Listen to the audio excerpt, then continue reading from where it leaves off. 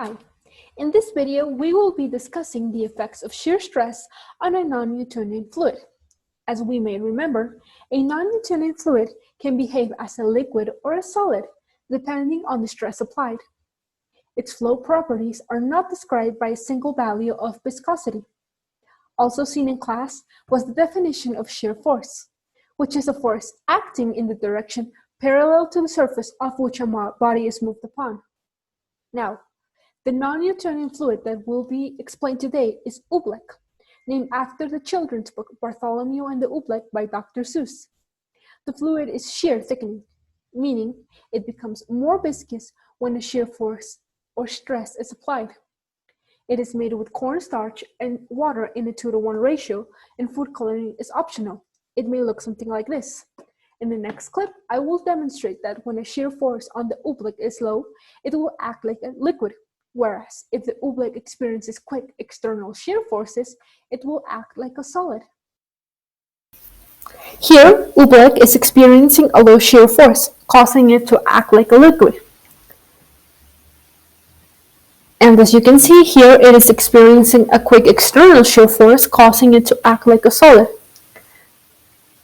Shear forces act directly on the Oobleck, changing its viscosity and giving it solid or liquid properties. What happens in Oobleck can be explained on a molecular level.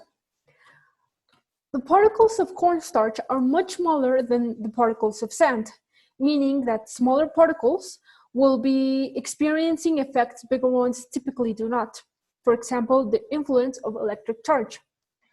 In the cornstarch, when we move Oobleck at a very slow rate or steady rate, meaning that the shear force is very low, what happens is that the particles build up a certain electric charge between them and thus creating a repulsion, permitting the particles to slide right past each other, giving it like a liquid-like state. So these are the particles.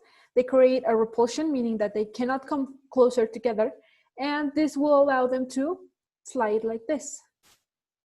But in the contrary, when we apply a higher shear force on the Oobleck by moving it very quickly or squeezing it, what happens is that the particles will overcome this repulsion and creating a friction between them. So instead of going like this, it goes something more like this. And this will cause the Oobleck to behave more like a liquid because its viscosity will increase. So if I move it like this, it is much harder for the Oobleck to behave liquid-like and flow at a steady rate and offer no resistance. So that will be the explanation of why Oobleck behave the way it does on a molecular level. And this concludes the Oobleck video, explaining what effects shear force has on it and how it behaves on a molecular level.